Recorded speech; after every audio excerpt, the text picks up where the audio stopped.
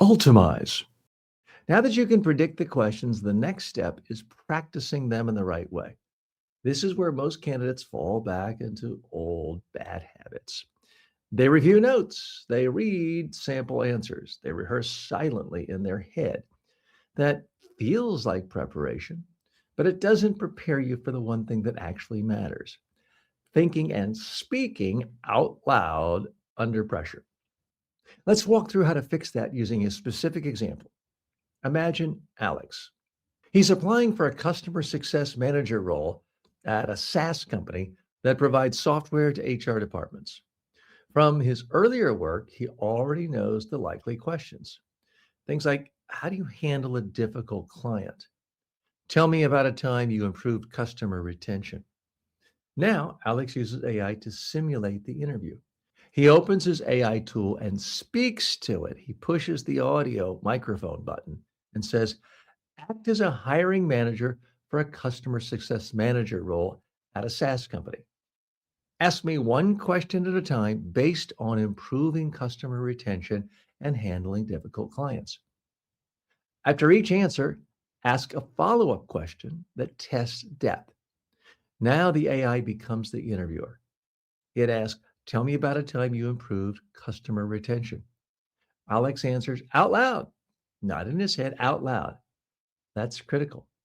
You might say, in my last role, we noticed that customers were dropping off after the first 3 months. I introduced a structured onboarding process with regular check ins, and we improved retention by about 15% over 6 months. Now the AI responds with a follow up. What specifically changed in the onboarding process that made the biggest difference? Now Alex has to think. He has to explain. He has to clarify. This is where real preparation happens because interviews are not about delivering perfect first answers. They're about handling follow ups smoothly. Now, Alex goes one step further. After completing a few questions, he asks, evaluate my answers. Tell me what I did right, what I did well. What were the best examples I used? And where was I too vague? And where could I have been more specific? Now, the AI might say, you gave good overall answers, good specific examples, but you didn't explain exactly what the onboarding process included. You mentioned improving retention by 15%, but you didn't explain how you measured it.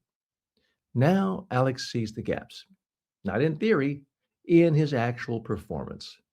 Then he repeats the process. He answers again, refines again, improves again, gets feedback again. This is the key shift. You're no longer preparing passively, you're practicing actively. You're building the ability to think, explain, and adapt in real time. And that's what shows up in the interview. Because when you've already spoken your answers out loud multiple times, handled follow ups, and corrected your weak spots, and strengthened your good parts, you don't walk into the interview hoping you perform well. You walk in knowing you're about to do it. That's the power of practicing the right way.